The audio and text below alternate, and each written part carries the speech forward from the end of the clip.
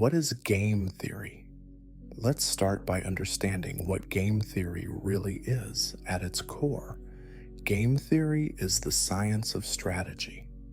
It's a way to understand how people make decisions when outcomes depend not just on their own choices, but also on what others choose to do.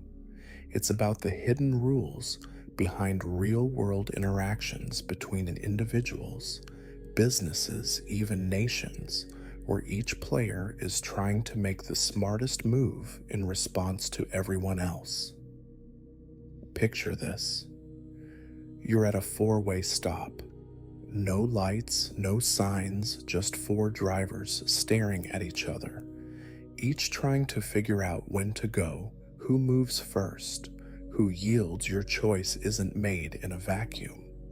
It hinges on what the others do or what you think they're about to do.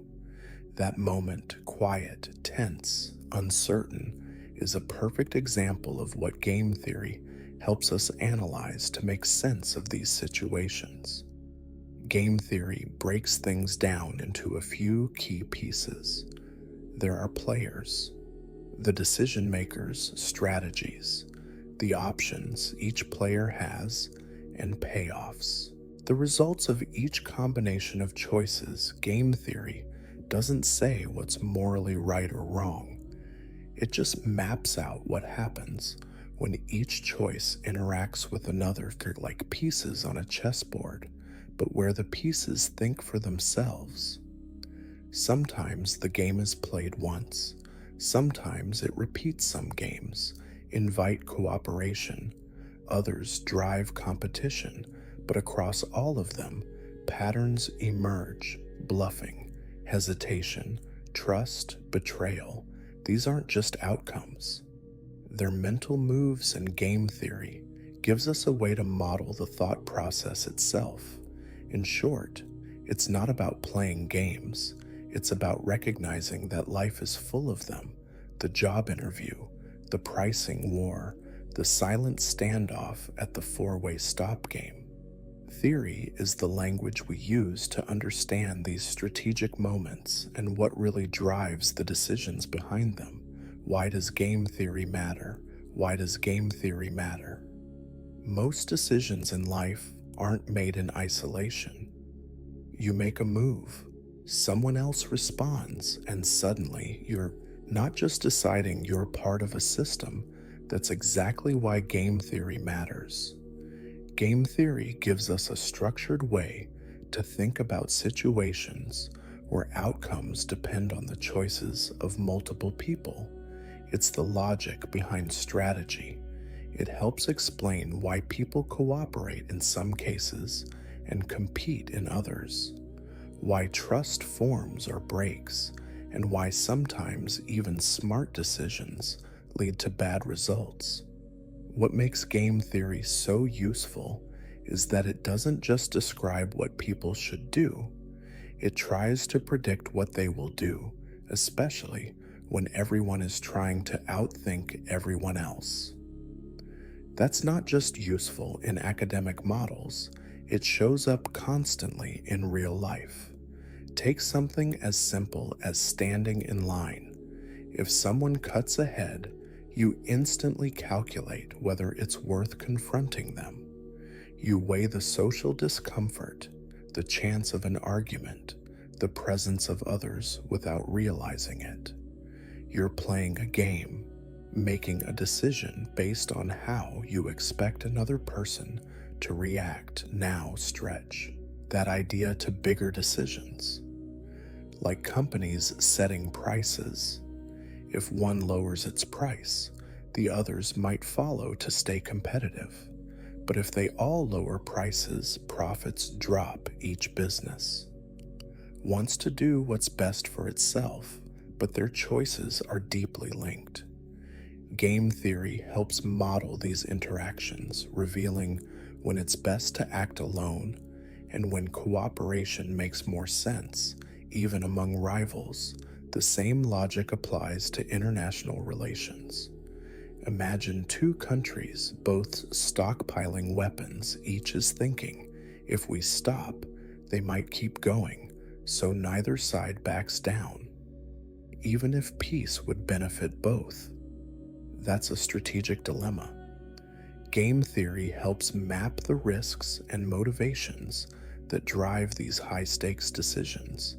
But it's not just about tension or competition. Game theory also sheds light on teamwork, negotiations, voting, and even parenting. It helps explain how people make deals, form alliances, and decide when to compromise or stand firm.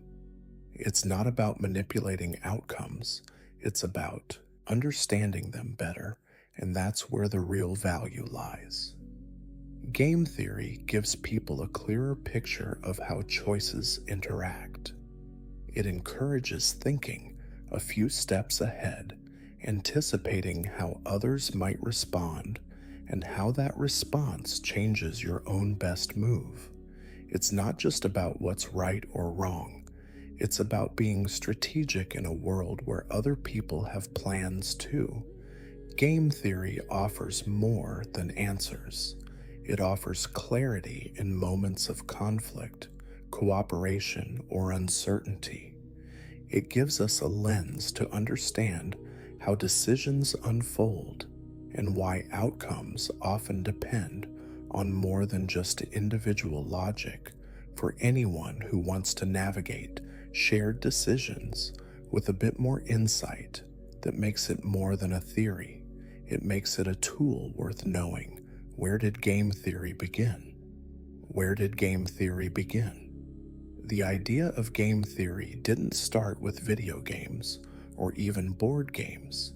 It started with math and a surprisingly practical question: how do people make decisions when other people are also trying to win? Game theory officially took shape in the early 20th century, but the roots go much further back. For centuries, thinkers had explored strategy in different forms: military tactics, political maneuvering, even chess. But those were mostly informal. There wasn't a clear mathematical way to analyze decisions involving multiple people with different goals. That changed in 1944. That year, a mathematician named John von Neumann and an economist named Oscar Morgenstern published a book titled The Theory of Games and Economic Behavior. It was the first serious attempt to turn strategic decision-making into a science they weren't interested in, just guessing what people might do. They wanted to build models, structured, logical systems that could actually explain and predict behavior in competitive situations. At the heart of their idea was something called a zero-sum game.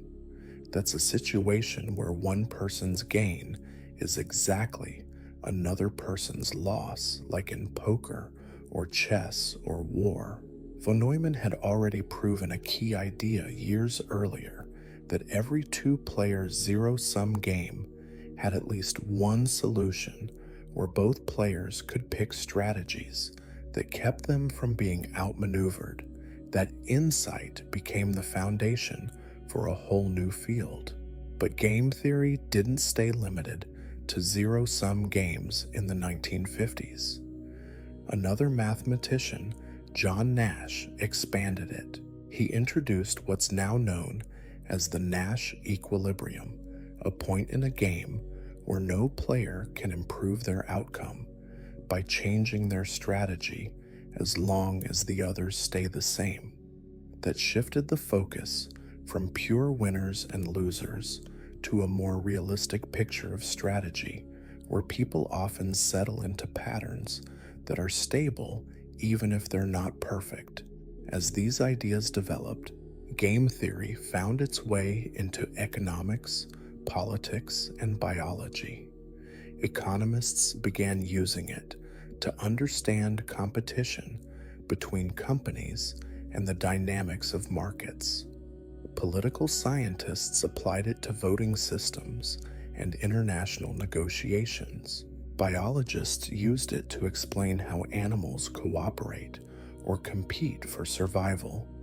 What started as abstract math turned into a powerful way to describe real-world behavior. What made game theory so groundbreaking wasn't just the math. It was the perspective. It showed that strategic behavior could be analyzed, predicted, and even optimized. It gave structure to situations that used to be explained only by gut instinct or experience. It showed that even when everyone's acting in their own interest, the overall outcome can still follow patterns that we can understand. The idea of game theory came from trying to make sense of competition, but it ended up giving us a language for decision itself. It's a way to see how individuals, organizations, or nations interact not just by what they want, but by how they anticipate what others want too. What were the biggest breakthroughs? What were the biggest breakthroughs in game theory? Game theory isn't just built on smart ideas, it's built on strategic turning points that transformed how we understand decision-making. While the foundations were laid by early pioneers, its biggest breakthroughs came from the concepts that reshaped entire fields of thought. One such breakthrough was the Nash equilibrium. Instead of focusing on pure winners and losers, it revealed how individuals settle into strategies that feel stable where no one has anything to gain by acting alone. This wasn't just a theoretical insight. It provided a way to model realistic human behavior in situations where interests overlap, clash, or both, whether in business rivalries or social negotiations. It showed how people can lock into patterns, not because they're ideal, but because they're self-reinforcing. Another leap came from the idea of strategic signaling, explored deeply by Thomas Schelling. His work showed how nations and individuals shape behavior through subtle cues, threats, promises, silence, and diplomacy. These signals can carry as much weight as actual action. Schelling's insight wasn't about brute power, it was about perception. The ability to communicate intent without direct communication changed how we understand negotiation, and risk. The field also advanced through the study of repeated games, especially via the work of Robert Axelrod. His research asked a powerful question: can cooperation survive in a world driven by self-interest through computer simulations? He showed how simple, consistent strategies like tit-for-tat could lead to lasting trust. Cooperation didn't have to be enforced. It could emerge naturally over time, especially when interactions weren't just one-off moments. Later developments pushed game theory beyond economics and politics. In biology, the theory helped explain animal behavior, why some species fight while others cooperate in behavioral science. It helped unpack why humans often defy rational models in favor of fairness, emotion, or instinct. These expansions weren't just side notes, they redefined what counted as strategy. The breakthroughs that shaped game theory didn't just solve abstract problems, they gave us tools to understand real-life interactions. They made it possible to see strategy not as manipulation, but as a framework, one that explains how people navigate uncertainty, align incentives, and shape outcomes in a world full of other decision makers. What are the basic elements of any game? What makes something a game in game theory? Every game in game theory, no matter how complex, is built from just a few basic parts. Once you understand those parts, you can start to see the structure behind all kinds of real-world decisions, from business rivalries to casual conversations. The first element is players. A player is anyone who makes a choice in the game. This could be a person, a company, a government, any decision-making entity. If two people are deciding whether to split a bill or argue over it, that's two players.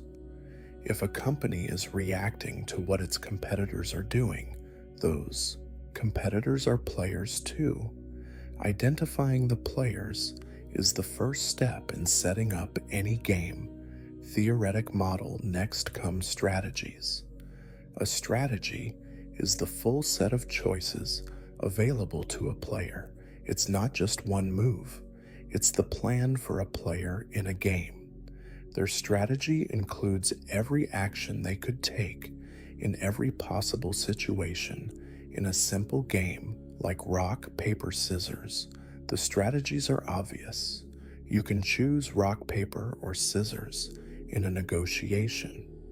The strategies might be more complex, ranging from giving in to walking away to holding firm and waiting. The important thing is that strategies cover all the possible decisions a player could make. Then there are payoffs.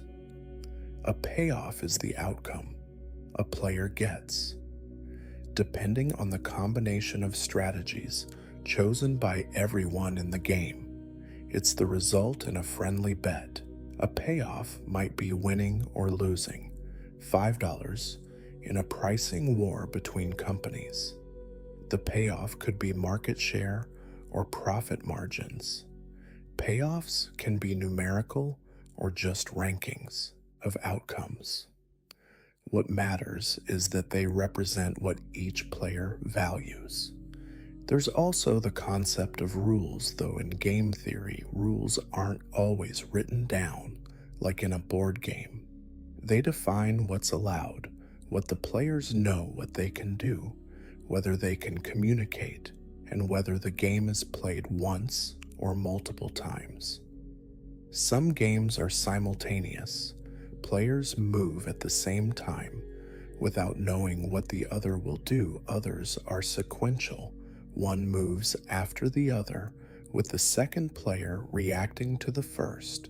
And finally, there's information. This refers to what each player knows when making a decision. In some games, everyone knows everything. These are called games of perfect information, like chess. In others, players are in the dark about each other's strategies or intentions. These are games of incomplete or imperfect information, like poker or business negotiations put together. These elements, players, strategies, payoffs, rules, and information create the full framework of a game. They tell us who's involved, what they can do, what they want, how the game works, and what they know. With just these parts, game theorists can model everything from casual choices to global conflicts. It's a stripped-down way of understanding the deep structure behind how decisions play out when more than one mind is involved. What are zero-sum games? What is the difference between zero-sum and non-zero-sum games in many situations? One person's win doesn't have to mean another person's loss, but sometimes it does. That's the core idea behind the difference between zero-sum and non-zero-sum games in game theory. A zero-sum game is one where the total amount of gain and loss is fixed. Whatever one player wins, the other loses in equal measure. The sum of gains and losses always adds up to zero. The classic example is a poker game. If one player walks away with $50, that money has to come from the other players at the table. In this kind of setup, Success comes directly at someone else's expense. Another everyday example could be a sports match. One team wins, the other loses. There's no shared victory. The outcome is a straight trade. Points, wins, or rewards are transferred, not created. These kinds of games are highly competitive by design. There's no way for everyone to benefit at the same time. On the other hand, non-zero sum games are different. In these situations, the outcome doesn't have to cancel out. It's possible for all players to benefit or for everyone to lose. The total result can be more than zero or less. It's flexible. Think of two companies deciding whether to compete aggressively or cooperate on a shared project.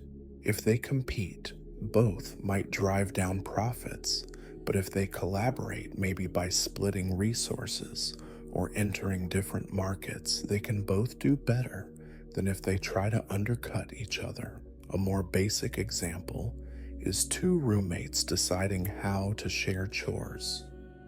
If they both cooperate, the apartment gets clean with less effort from each. If one slacks off and the other picks up the slack, resentment builds. But if they both refuse to clean, they both live in a mess. In this case, cooperation creates a better outcome for both. That's a non-zero sum interaction. Understanding the difference between these two types of games helps clarify how people behave in different settings. Zero-sum games often encourage competition and secrecy. If you're in a position where someone else's gain is automatically your loss, you're more likely to protect your strategies, make aggressive moves, or avoid sharing information. But in non-zero-sum situations, openness and collaboration can actually lead to better results for everyone involved. This distinction also explains why people sometimes make surprising choices in non-zero-sum games. Players may act generously or build trust not because they're being selfless, but because helping others can also help themselves. In contrast, zero-sum thinking leads to short-term wins, but can make cooperation feel risky or even impossible. Game theory uses this framework to analyze real-world decisions, from business deals to environmental agreements to daily negotiations. It helps explain when competition makes sense and when working together might actually lead to better outcomes for all players. By recognizing which kind of game is being played, people can better choose strategies that match the situation, not just their instincts. Why Nash equilibrium is a big deal. Why is the Nash equilibrium such a big deal in most situations involving multiple people? Decisions aren't made in a vacuum. Each person is thinking not just about their own choices, but also about what everyone else might do. The Nash equilibrium is important because it captures that exact idea and turns it into something we can actually work with. John Nash introduced a new way to think about strategy. He asked, what happens when each player in a game chooses the best possible strategy they can based on what they think the others will do, and no one wants to change their mind afterward? That's a Nash equilibrium. It's a point where every player's choice is the best response to everyone else's choices. No one gains anything by going solo and doing something different. Let's break it down. With a simple example, imagine two competing coffee shops on the same street. Each has to decide whether to charge a high price or a low price. If both charge high, they split profits evenly. If one goes low and the other stays high, the one with the lower price gets more customers. If both go, profits drop for both. Each shop has to make a choice based on what the other might do. The Nash equilibrium in this case is the pricing decision, where neither shop has an incentive to change their price, given what the other one is doing. What makes this concept so powerful is that it doesn't rely on cooperation, trust, or even communication. It works even when players are acting purely in their own interest. It also doesn't assume that the outcome is the best one for everyone. It just shows where things naturally settle when everyone is trying to do what's best for themselves, assuming others are doing the same. Nash's insight extended game theory far beyond earlier models that only worked for pure win-lose scenarios. His equilibrium applied to a much broader range of situations: competitive, cooperative, or somewhere in between. It allowed economists, political analysts, and scientists to start modeling real-world decisions in ways that were much closer to how people actually behave. The Nash equilibrium also gave game theory something it was missing: predictability when multiple outcomes are possible.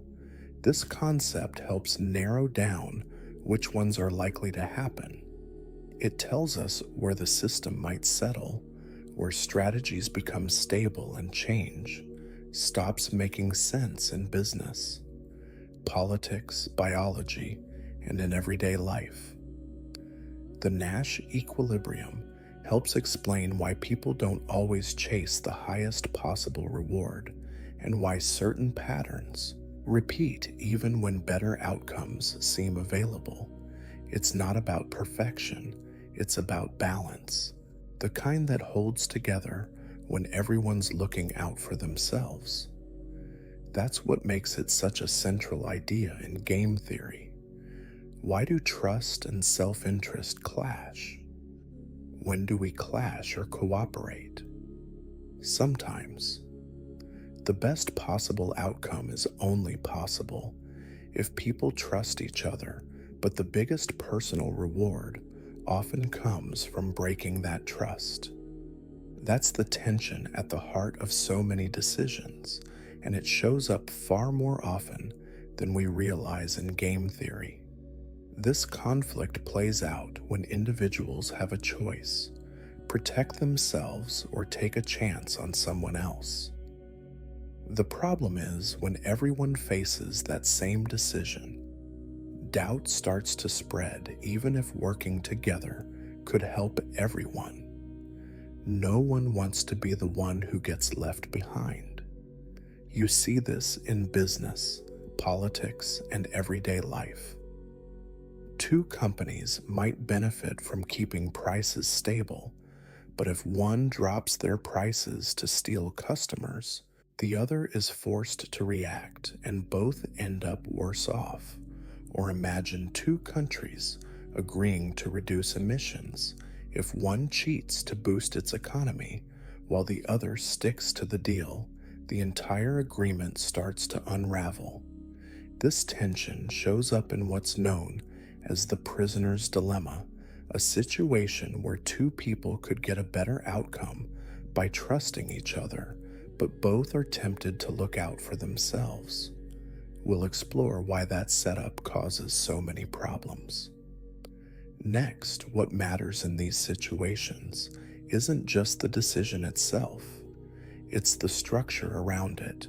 Are people going to face each other again in the future? Or is this a one-time choice? Is there a way to enforce trust?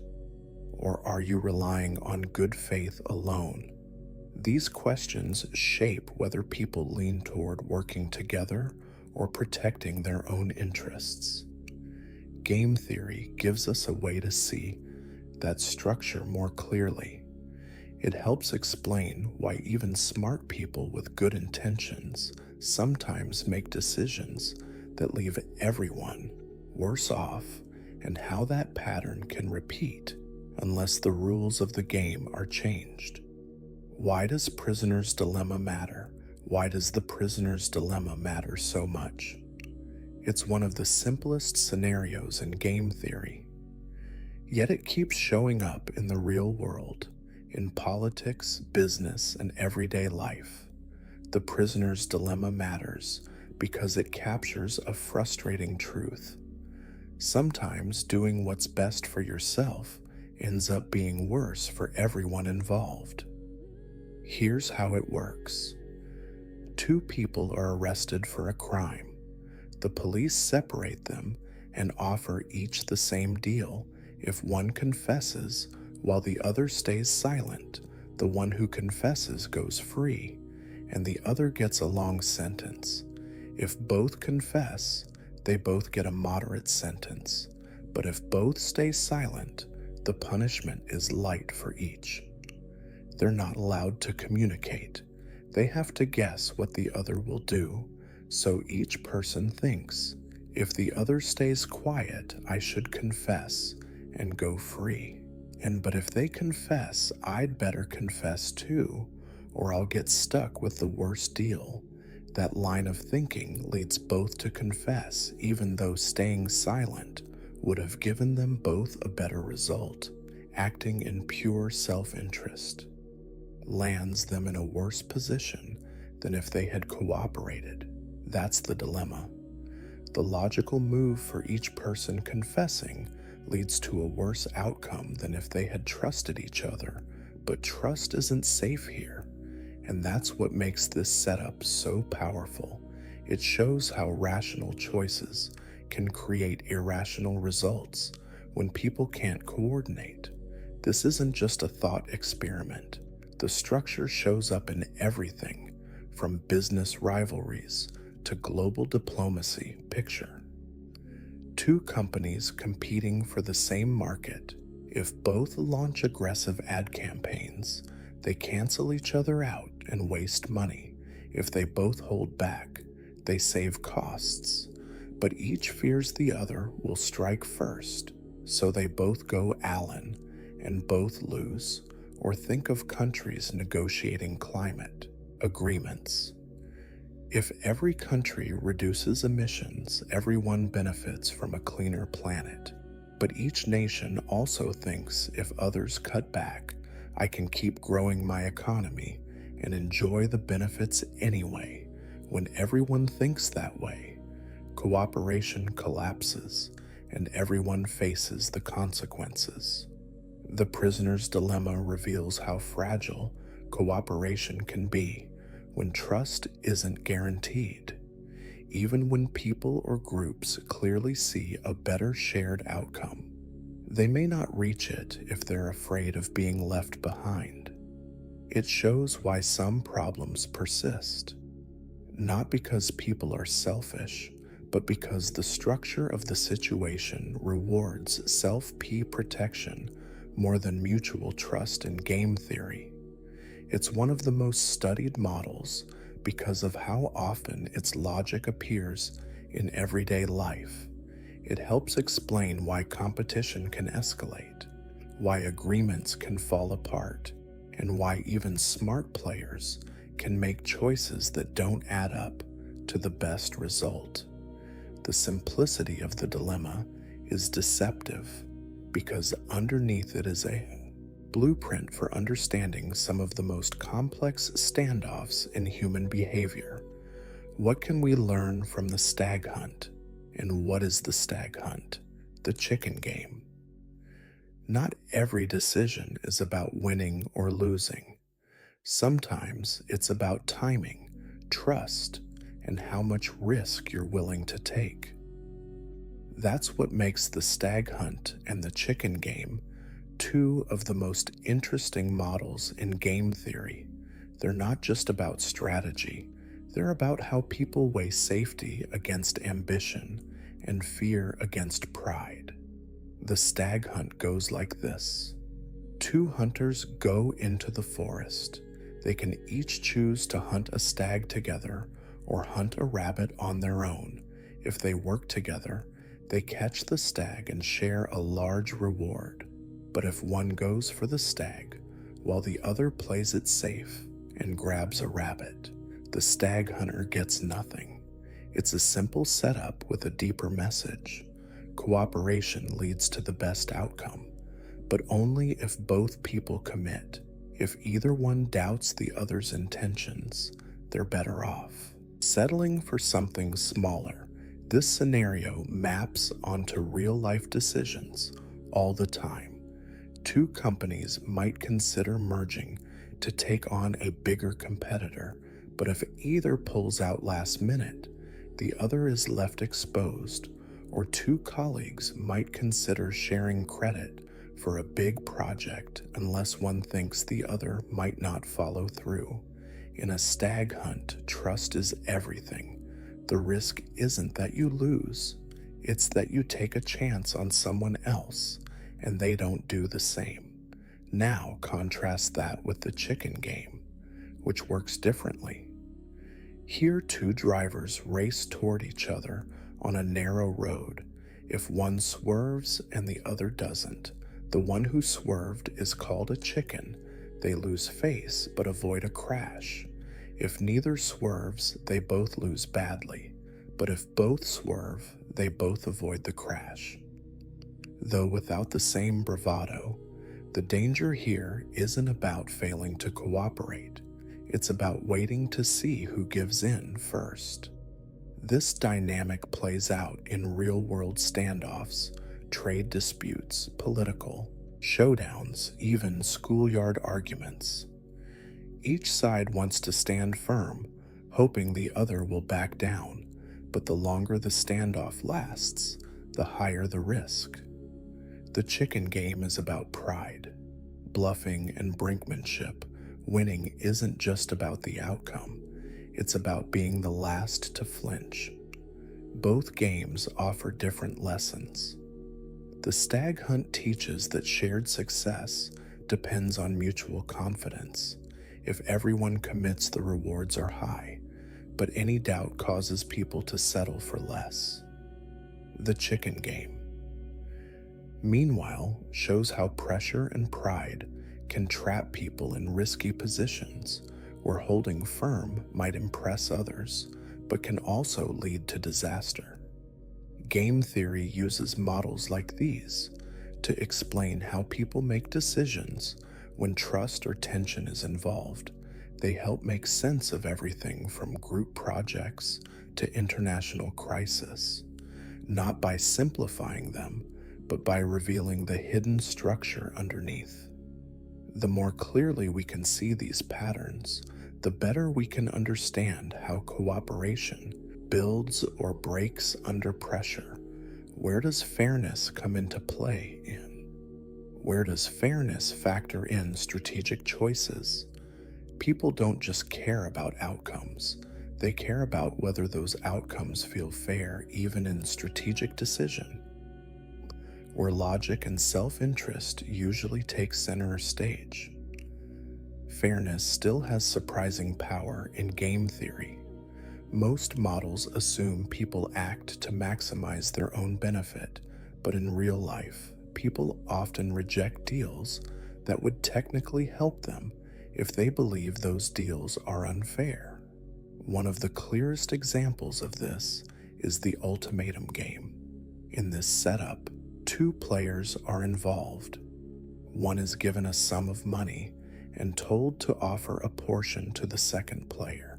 The second player can either accept or reject the offer. If they accept, both get the money. If they reject it, both walk away with nothing. Logically, the second player should accept any amount above zero. Something is better than nothing, but that's not what usually happens when the offer is seen as unfair, say just 10% of the total. Many people reject the deal entirely, even if it means losing money.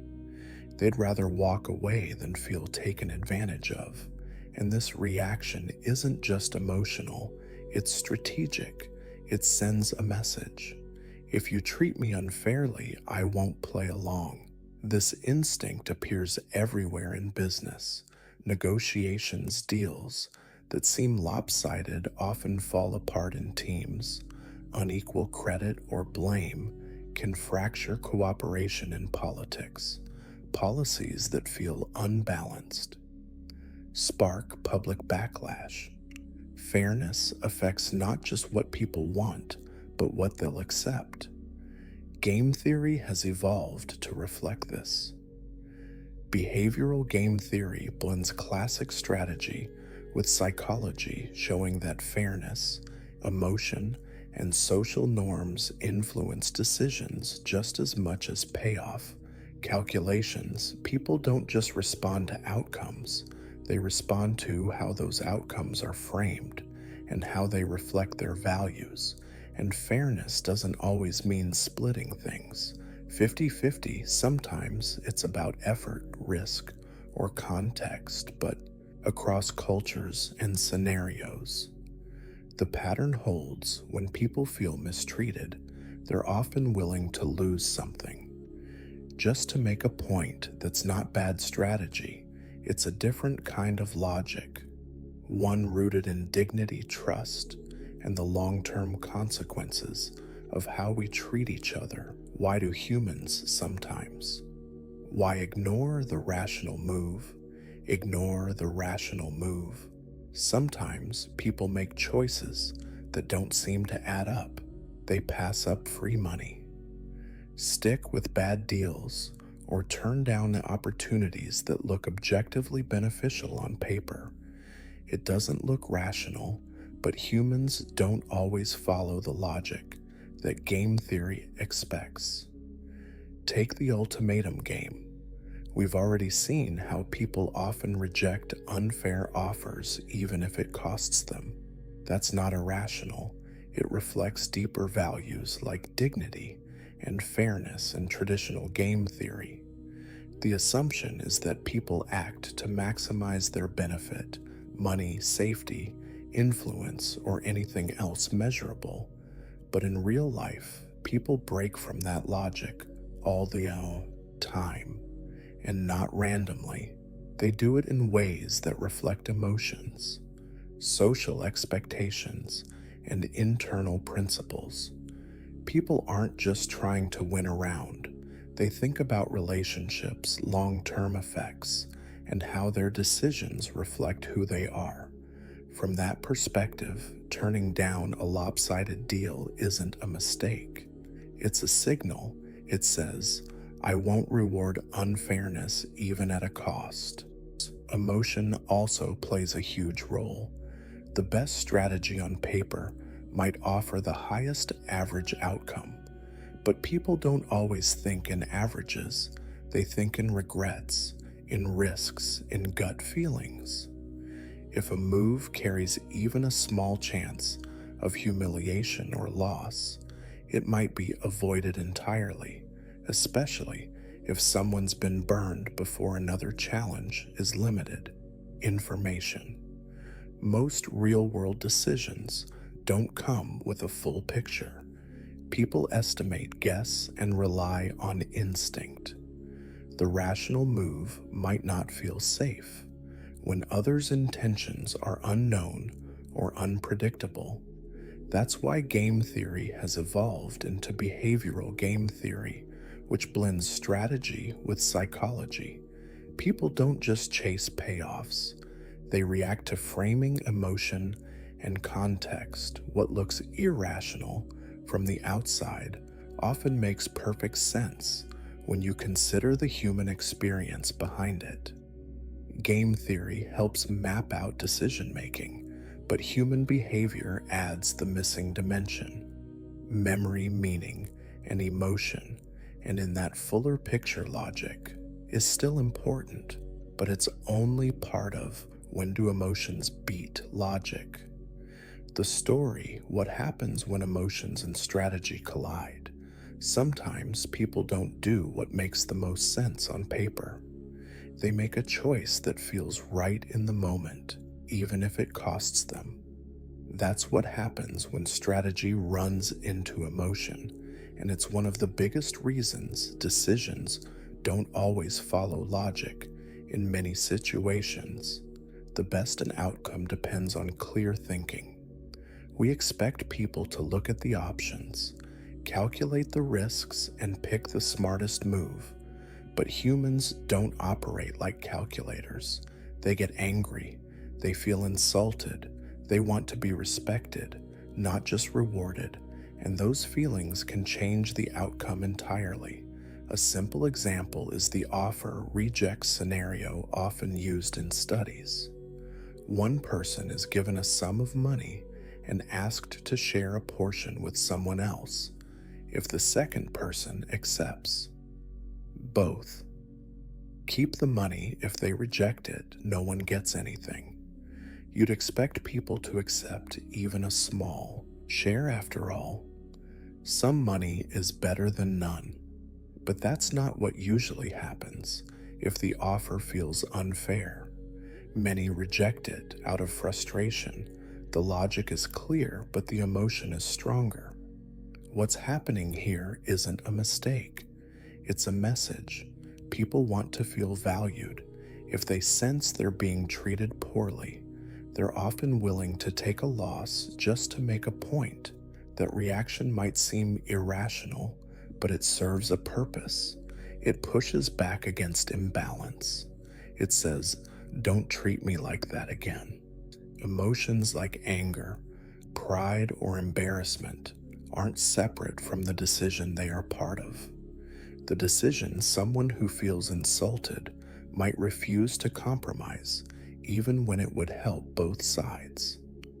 Someone who's afraid of losing face might hold their ground just to avoid appearing weak, and someone who's been burned before might hesitate to trust even when trust would lead to a better outcome in situations that involve other people, negotiations, standoffs, deals.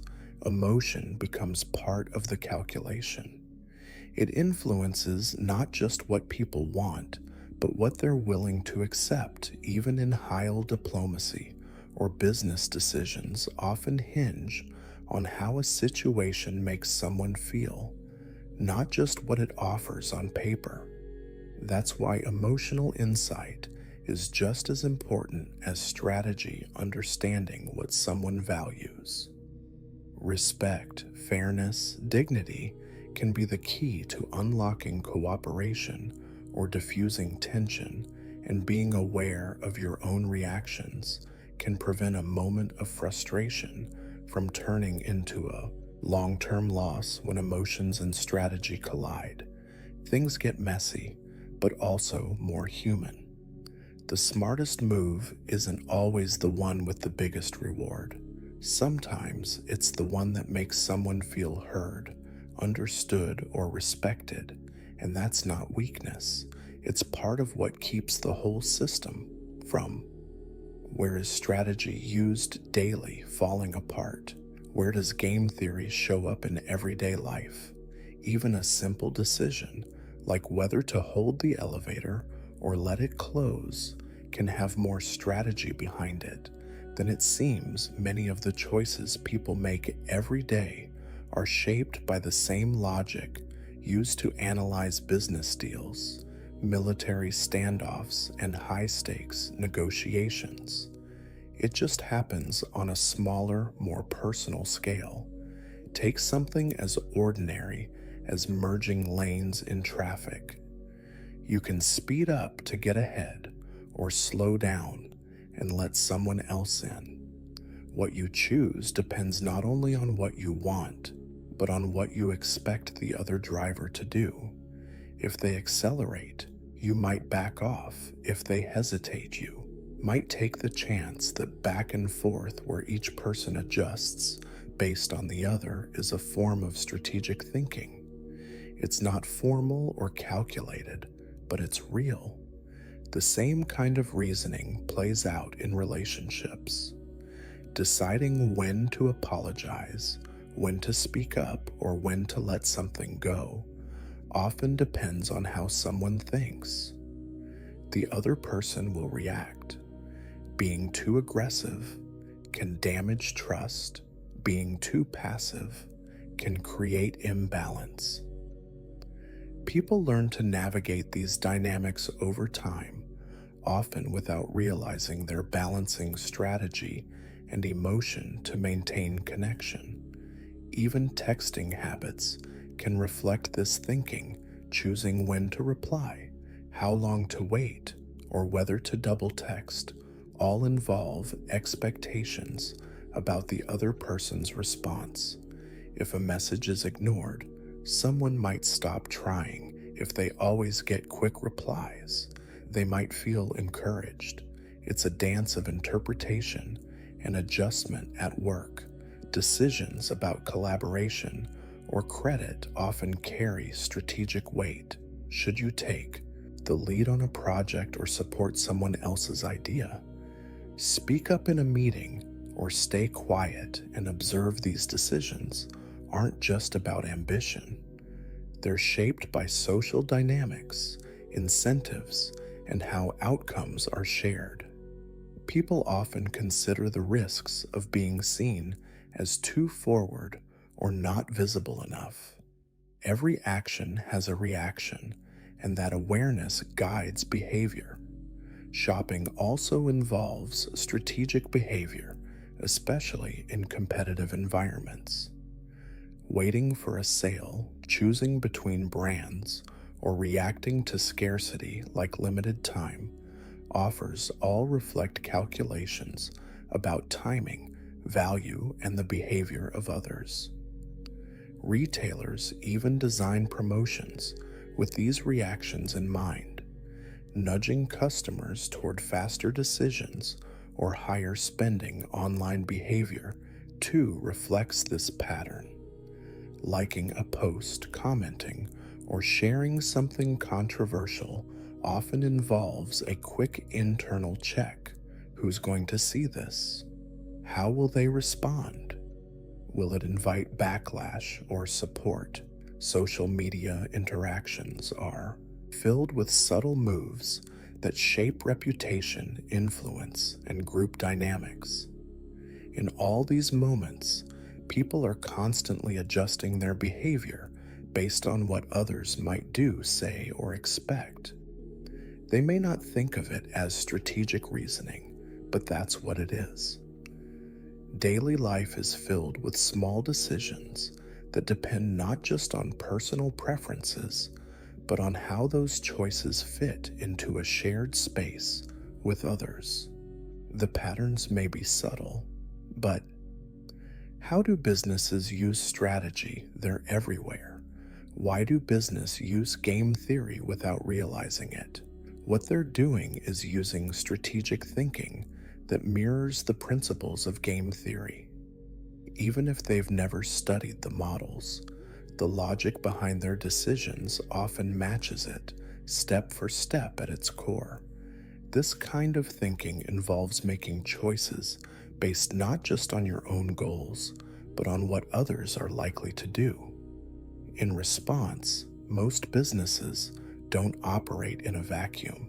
They're part of a market where actions echo every decision, whether it's pricing, advertising, or releasing a new product, happens in a shared space with other players who are also trying to win.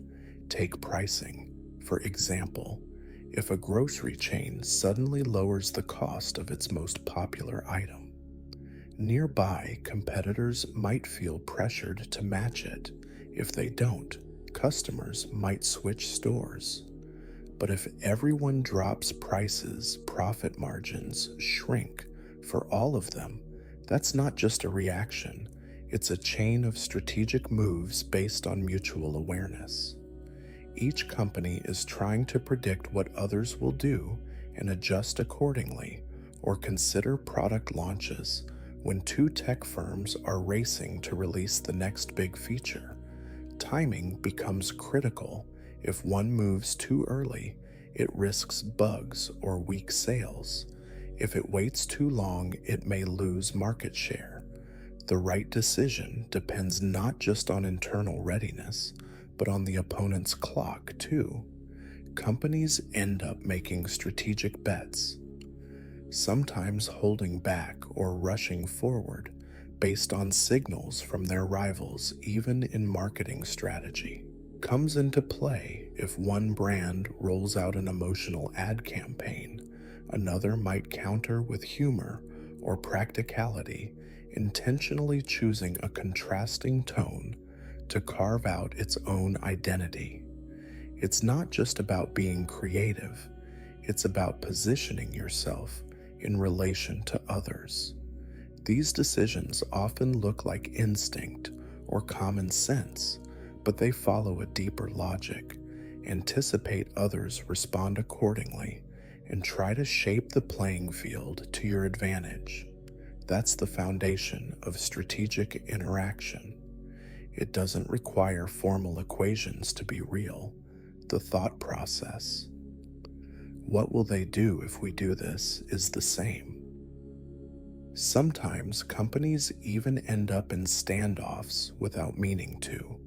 If two major firms hold off on discounts during the holiday season, it might look like cooperation, but it's more likely silent coordination where both know that price cuts would spark a race to the bottom. Neither side wants to flinch first, and so the balance holds in business. Every move sends a message, and every silence does too. Companies learn over time how their rivals react. They adapt not through formal strategy sessions, but through watching, adjusting, and making decisions that keep them competitive, whether they call it game theory or not. The strategy is still there, quietly guiding what happens next, what drives high-stakes decisions. How do politics follow strategy, high-stakes decisions, whether between countries, political rivals, or coalition partners? This might look messy from the outside, but behind the scenes, many of these moves follow a kind of logic that game theory helps reveal. When the risks are enormous and the outcomes uncertain, strategy becomes everything. Take international diplomacy. Countries rarely act in isolation. A decision to impose sanctions, sign a treaty, or offer aid isn't just about self-interest. It's also about anticipating how others will react. If one country tightens trade, the other may retaliate. If it sends aid, it might be trying to build soft power. These choices are part of a strategic sequence where each side tries to stay one step ahead. A powerful example is the nuclear standoff. Two rival nations, both armed, know that if one attacks the other, will respond the result mutually assured destruction. Neither wants to be the first to strike, and that hesitation creates a tense but stable balance in game theory. This setup mirrors the chicken game, where players swerve to avoid disaster. Not to win. Game theory also explains how elections play out. Candidates don't just push their own message, they adjust based on what others are saying. If one party leans into the economy, another might pivot to social values. A rising third-party candidate can shift the entire conversation. These aren't random moves. They're responsive strategies shaped by what opponents are likely to do next. Inside governments, decisions are equally calculated. Leaders building coalitions must navigate conflicting priorities, trade promises, and make concessions, all while trying to preserve influence. It's a game of give and take, where the goal isn't dominance, but just enough leverage to move things forward. Even public statements become strategic tools. A leader might announce they won't intervene, not because it's true, but because saying so buys time or lowers tension. Other times, a bluff is used to force a reaction. These signals, some subtle, some loud, shape how others act. What unites all these moments is uncertainty. No one has complete information. Decisions are made using partial insight, educated guesses, and instinct. That's why game theory matters. Here it provides a structure for navigating unpredictability, not to tell leaders what to do, but to reveal the invisible logic underneath their moves. How does nature play games? How has game theory shaped evolution in nature, in the natural world? Survival isn't just about strength or speed. It's also about making the right moves at the right time. Animals compete, cooperate, and adapt their behavior based on what others around them are doing. This kind of interaction isn't random. It follows patterns that biologists have come to understand through strategy-based thinking. This is where game theory finds its place in evolution. It's not about conscious planning. Animals aren't solving equations, but the same logic applies. Strategies that work tend to stick around, and strategies that don't tend to fade out over generations, over time. These patterns shape behavior in ways that can be studied and predicted. One of the simplest examples is seen in food competition. Imagine two animals competing for a limited food source. If they both go after it aggressively, they risk injury. If one backs down, it avoids harm but loses the meal. The best long-term approach might be a mix. Sometimes fight, sometimes yield. These mixed strategies can actually stabilize over time, depending on how risky or rewarding each move is. This kind of behavior has been modeled in what's called the hawk-dove game. In this setup, hawks always fight and doves always back down if everyone behaves like a hawk. The group suffers too many injuries. If everyone is a dove, resources are easily stolen, but when there's a mix of both behaviors in the population, the system finds a balance. That balance isn't chosen by anyone. It emerges naturally as evolution favors strategies that lead to more survival and reproduction. Another classic case is in animal cooperation. Certain birds, for example, take turns acting as lookouts while the rest of the group feeds. At first glance, it seems selfless, but in a group where everyone takes turns, each bird gains protection over time. If one refuses to participate, others may stop protecting it. In return, this back and forth is strategic. Even if the birds aren't aware of the logic over generations, cooperative behavior gets rewarded when it improves group survival. These ideas also extend to more complex creatures among primates. For instance, grooming isn't just about hygiene, it's a social exchange. One monkey grooms another and expects the favor returned later. This kind of tit-for-tat behavior, repeated over time, helps build alliances and reduce conflict in environments where cooperation increases. Chances of survival. Strategic behavior becomes a biological advantage. Even viruses and bacteria follow strategic paths. Some microbes compete aggressively for resources, while others evolve to coexist more peacefully with their hosts. Those that strike a balance between spreading and not killing the host too quickly tend to last longer. The logic behind these patterns reflects strategic adaptation at the microscopic level. Game theory helps biologists make sense of how these behaviors evolve. It gives them a way to model situations where the success of one individual depends on the choices of others across species and ecosystems. Strategy isn't just a human invention, it's part of how life works, adapts, and survives. Where do machines use strategy? Where do machines use game theory today every time your GPS reroutes you in traffic? A rideshare app adjusts prices, or an online ad competes for your attention. Machines are making decisions in environments filled with other decision makers.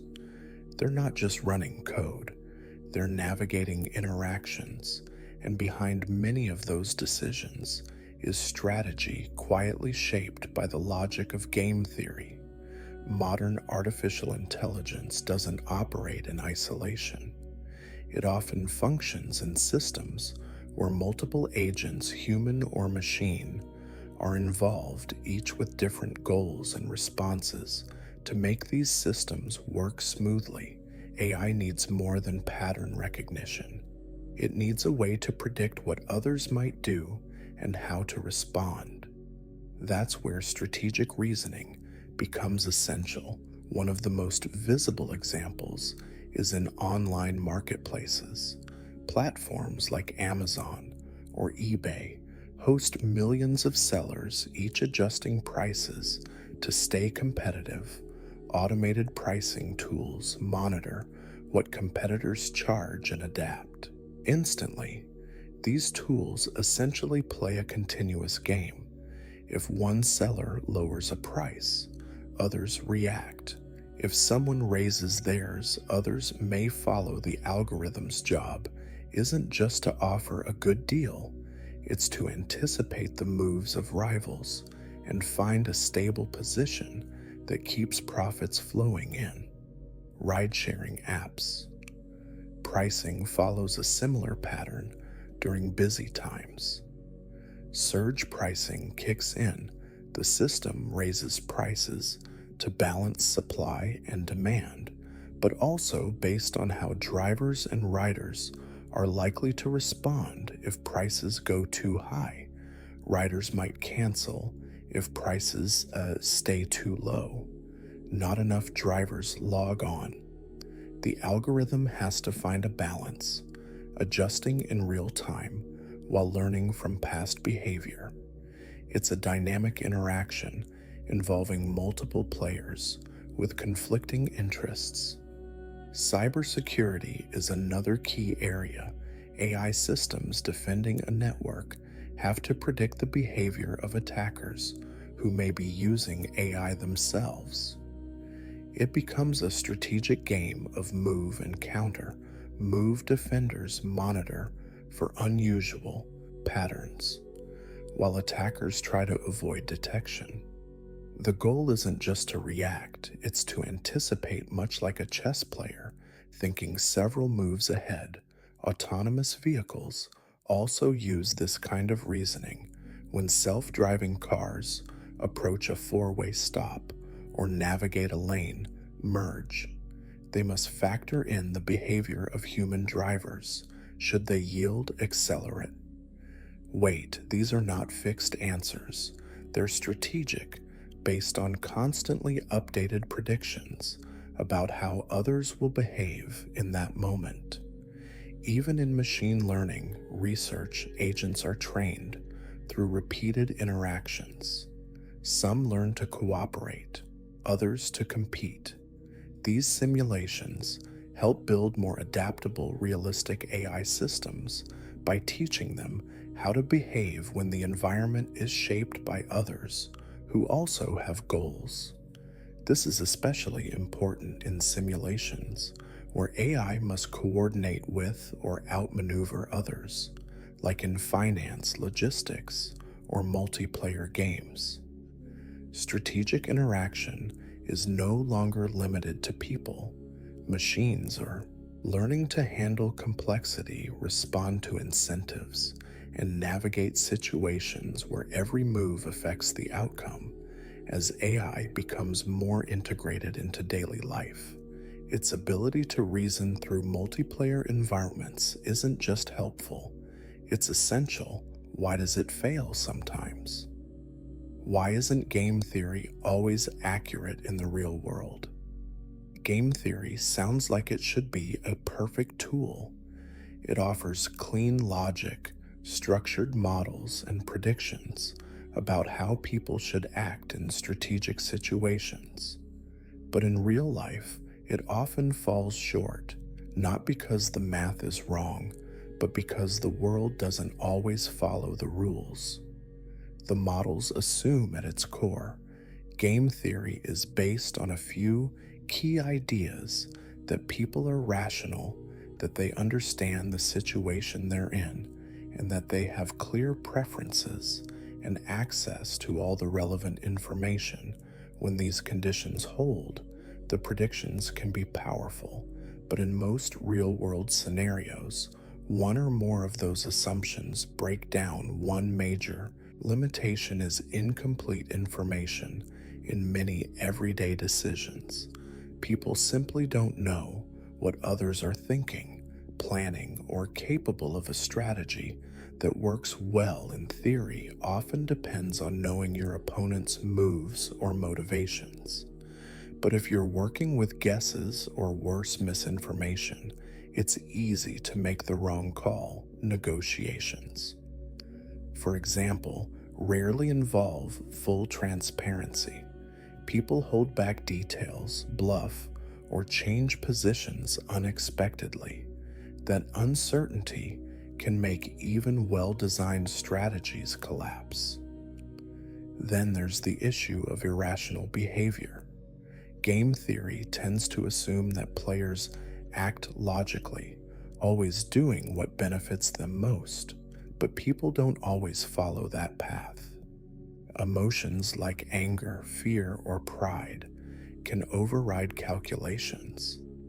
Someone might reject a deal not because it's bad, but because they feel disrespected, or they might take a risky stand just to prove a point.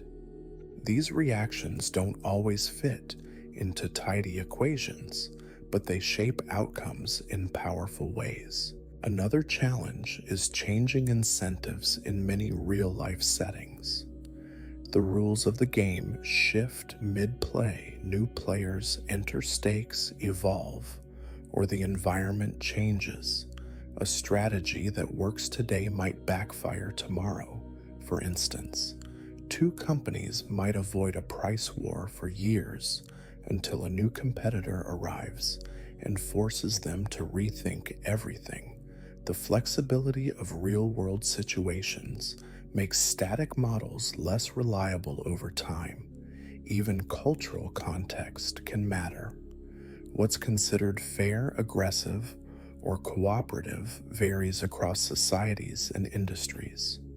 A strategy that looks effective in one culture might be misunderstood or even rejected in another game.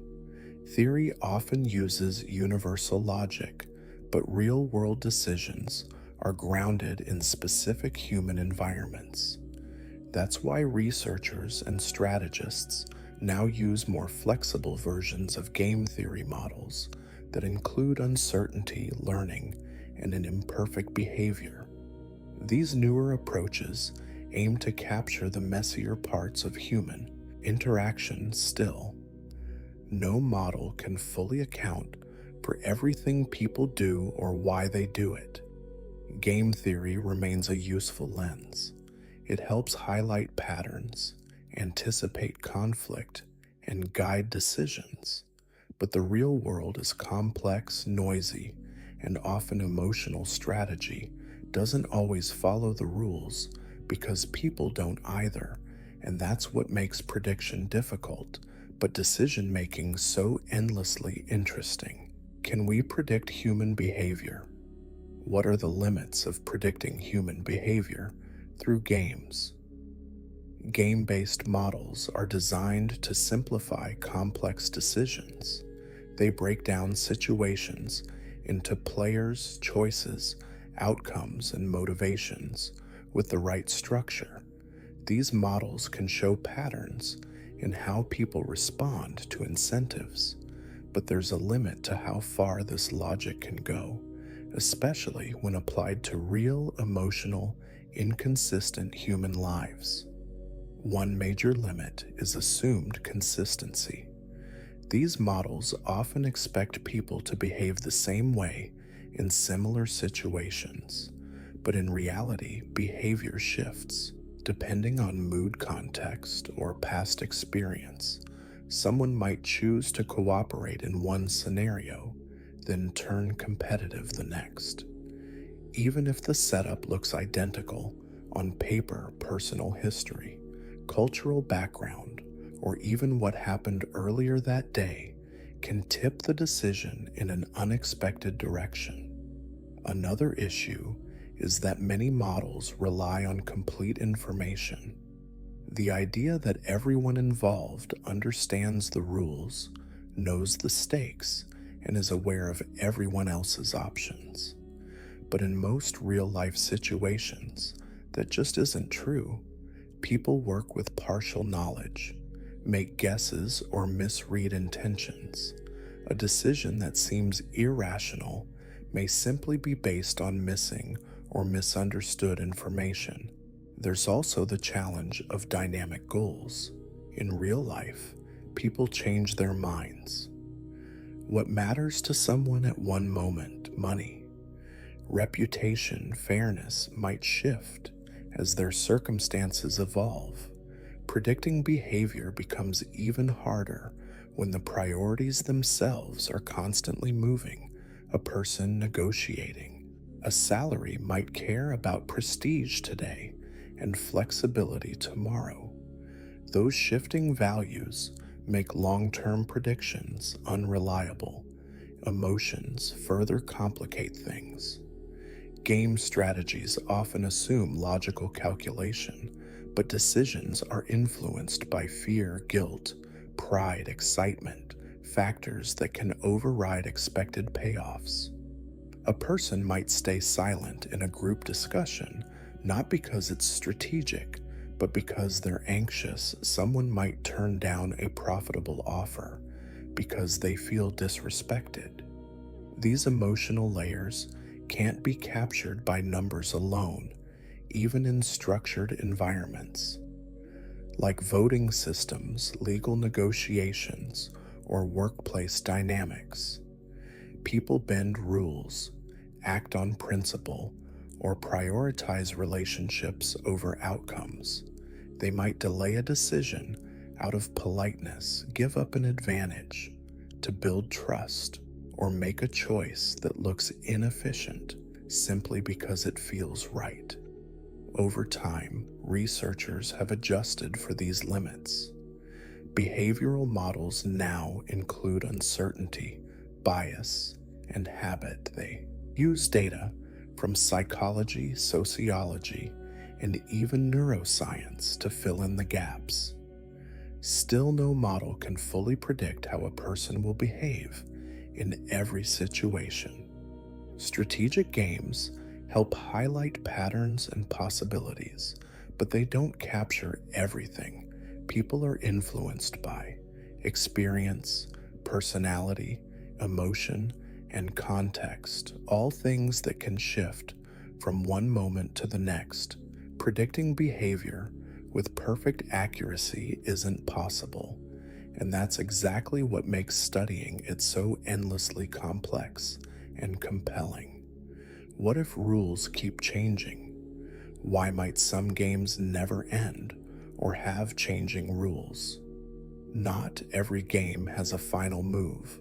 Some keep going, changing shape as they unfold. The players shift, the rules evolve, and the end point, if it exists at all, keeps moving. These are the kinds of games that don't follow a fixed script, and they're more common in everyday life than most people realize. Traditional strategy models are often built around the idea of a closed game. There's a clear beginning, a set number of players, fixed rules, and a definite outcome. Think of a chess match. Two players, clear objectives, and a winner. At the end, but in many real-world situations, the The structure is far more open. There's no set finish line, and the terms can change at any moment. One reason games don't end is because the players keep changing in politics. For example, leadership transitions, alliances shift, and new issues emerge. A long-standing negotiation between countries might involve a rotating cast of diplomats and advisors as new people step in. Priorities are redefined. The game keeps going, not because no one wants resolution, but because the people involved and what they want keep evolving. Rules also change when the context shifts. Imagine two companies competing in a growing market. At first, the goal might be customer acquisition. Later, it becomes innovation. Then it might turn into regulatory survival as laws tighten or technologies shift. What counted as a win in one stage no longer applies in the next as the structure bends to match new realities and the game takes on new rules. Some games don't end because the incentives reward continuation if maintaining the conflict, competition, or uncertainty benefits at least one side. There's no push to reach a conclusion. A business might keep a rival in legal limbo because it delays market entry. A political party might avoid compromise to keep its base energized. In these cases, the endless game becomes a strategy in itself. There's also the issue of undefined victory in many complex systems. The goalposts are unclear. What does it mean to win in global diplomacy, public opinion, or long-term environmental planning without a clear endpoint? The process stretches out. Each decision becomes just one move in a much longer, uncertain sequence, even in personal relationships or group dynamics. The rules can change. Mid-am friendships evolve, workplace norms shift, and what's acceptable one day might cause friction the next. These social games often operate without fixed rules. People adapt as they go, reacting to each other and to the world around them. These ongoing, evolving games challenge the idea of a perfect strategy. Success isn't always about reaching a final outcome. It's often about staying adaptable when the player's rules and objectives are in constant motion. The best move isn't always clear. What matters is the ability to keep playing, adjusting, and learning as the game unfolds. When can changing the rules be the win-in? Is changing rules smartest strategy? Sometimes the smartest move isn't to play harder, it's to change the game altogether. In strategy, there are moments when following the existing rules keeps you stuck, and the only real progress comes from redefining what those rules are. Most strategies assume that the conditions of the game are fixed. The players are set, the goals are clear, and the structure won't change. But in reality, many systems are more flexible than they appear. Rules, whether formal or informal, are often built on assumptions, and those assumptions can be challenged. Changing the rules doesn't always mean breaking them. It can mean reframing the objective, adjusting the boundaries, or introducing a new way to measure success. This shift can open up options that didn't exist before. One common example is in business. If two companies are locked in a pricing war, both might keep lowering costs until profits vanish. But instead of continuing to compete on price, one company might pivot, offering a premium service, building a community, or bundling their product with something else entirely. By changing how value is defined, they've stopped playing the same game. They're not just adjusting tactics, they're resetting the terms. Politics offers another example. If a party consistently loses in a majoritarian system, it might push for electoral reform, introducing ranked choice voting or proportional representation. These changes don't guarantee a win, but they reshape the playing field in a way that gives underrepresented groups a better chance instead of trying to win a losing battle. The strategy becomes about changing what winning even looks like. Even in personal settings, rule changing can be smart. Imagine a team in the workplace where credit always goes to whoever speaks the loudest. One member might shift the dynamic by documenting contributions or pushing for a clearer feedback system. They haven't rebelled against the group. They've changed how performance is recognized. The social rules around status and influence have quietly been rewritten. This also happens in negotiations. If two sides are stuck on a specific issue, introducing a new factor, an unrelated concession, a shared future goal, or a neutral third party can reframe the entire process by expanding the game. They make it possible to move forward without either side feeling like they've lost. What all these examples have in common is awareness. The people who change the rules aren't ignoring the game. They've understood it deeply enough to see its limits. They recognize when continuing under the same structure just leads to a stalemate, and they know how to shift the frame in a way that creates new movement. Changing the rules isn't always possible, but when it is, it can turn a no-win scenario into something entirely new. It's not about stepping outside the system, it's about reshaping it from within, making space for strategies that couldn't exist under the old design. What would life look like if we all understood game theory? Imagine a world. What if everyone knew strategy, where every driver at a four-way stop knew exactly what the others were thinking, where no one hesitated, no one rushed, and everyone moved smoothly through? That's the kind of everyday difference a deeper understanding of strategy could make. Not perfect prediction, but smarter coordination. That's what life might look like if everyone understood how strategic thinking works. At its heart, game theory is about how decisions affect one another. It's not just about what's best for you. It's about what's best for you given what everyone else might do.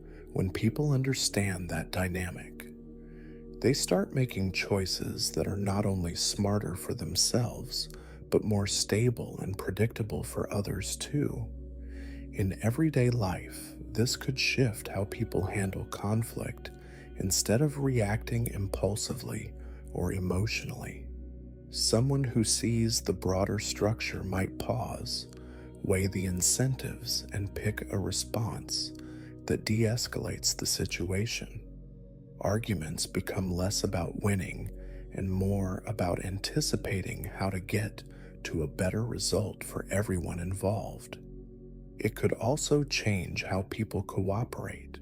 If everyone understood the risks and rewards of trust, teamwork might become less fragile in situations where mutual benefit depends on both sides showing up.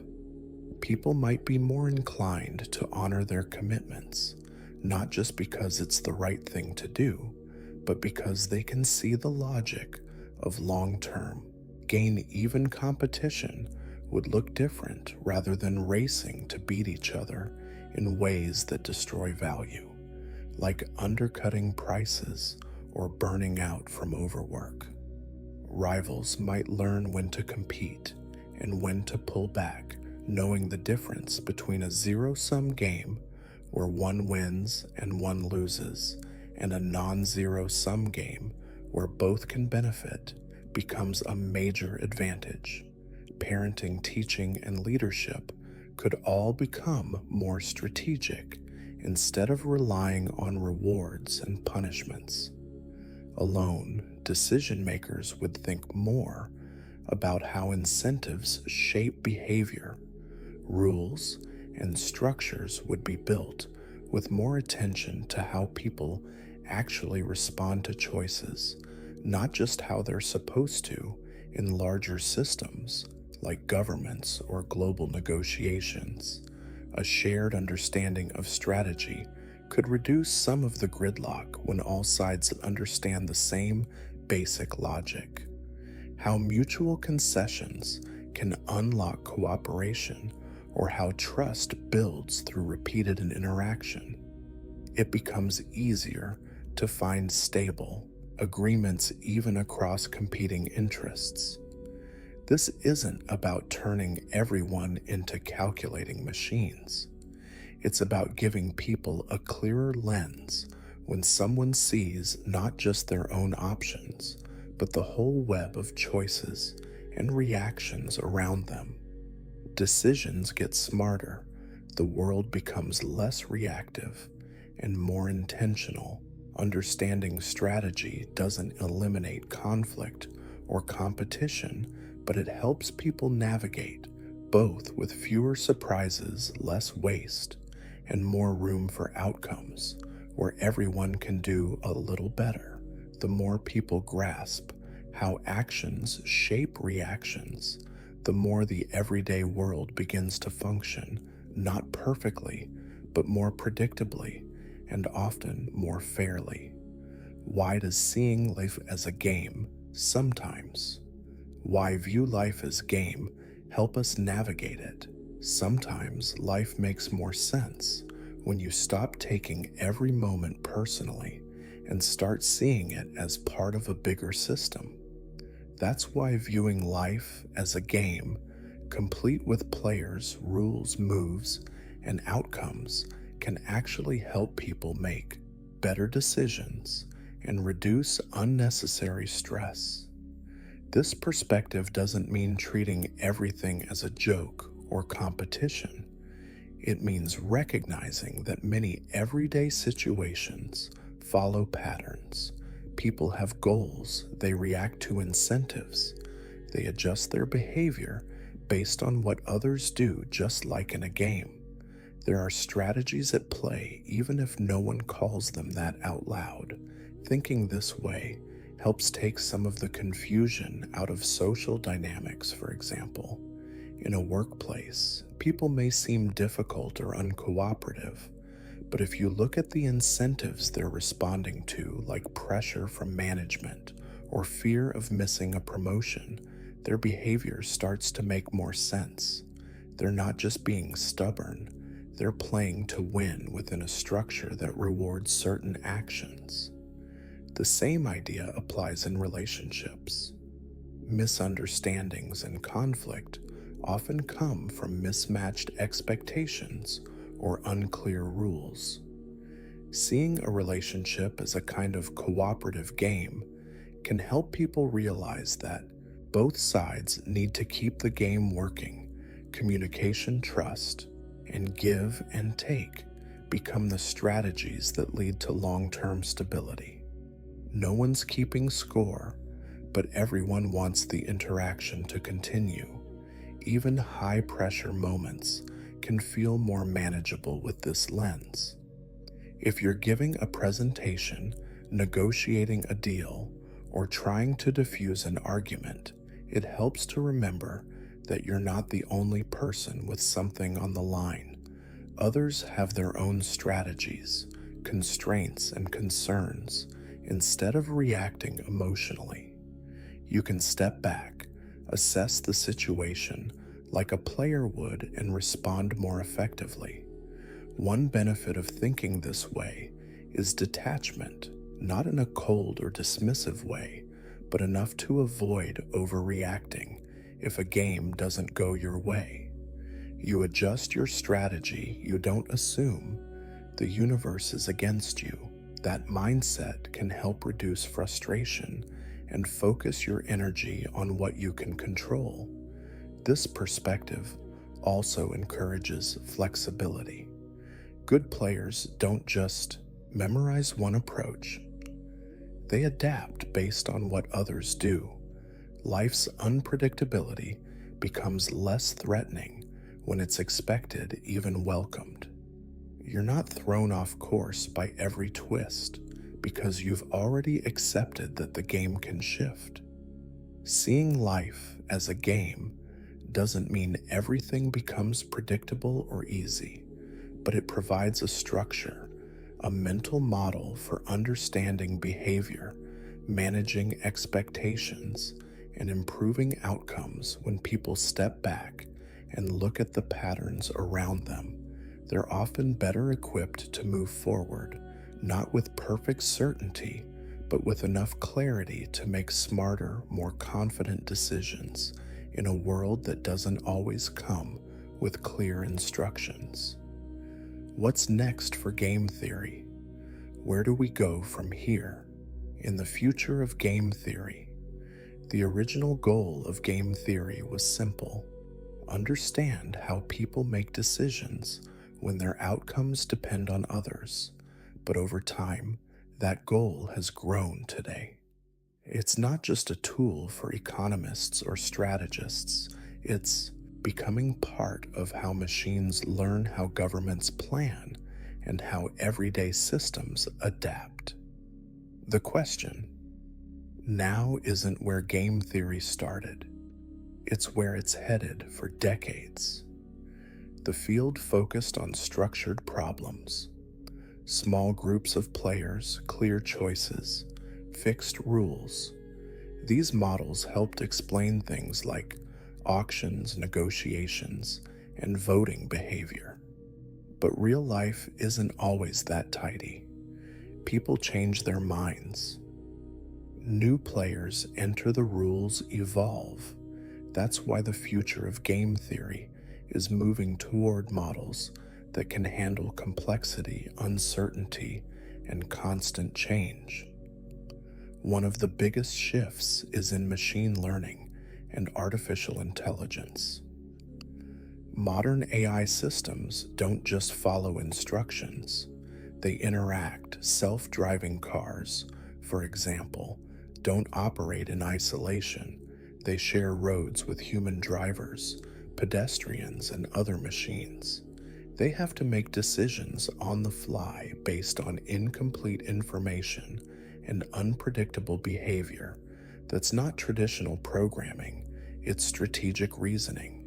Researchers are building AI systems that use adaptive strategies, learning how to play and respond like human decision makers in an ever-changing environment. Another growing area is multi-ant systems. These are environments where many independent entities, people, software, robots, make decisions that affect each other, from drone fleets to decentralized finance platforms. These systems require coordination and conflict management. Future models of game theory are being designed to track and balance hundreds or even thousands of players interacting simultaneously with goals that overlap or compete. The field is also expanding into social systems and behavioral dynamics. Researchers are combining game theory with psychology, looking at how emotions, habits, and social norms influence decisions. They're creating more realistic models that include not just ideal strategies, but also how real people behave when facing pressure, risk, or uncertainty. These insights are being used to design better public policies, improve group decision, and even shape digital platforms to encourage healthier online behavior in global challenges like climate change, cybersecurity, and resource sharing. New forms of game theory are helping countries, corporations, and communities think beyond short-term gains.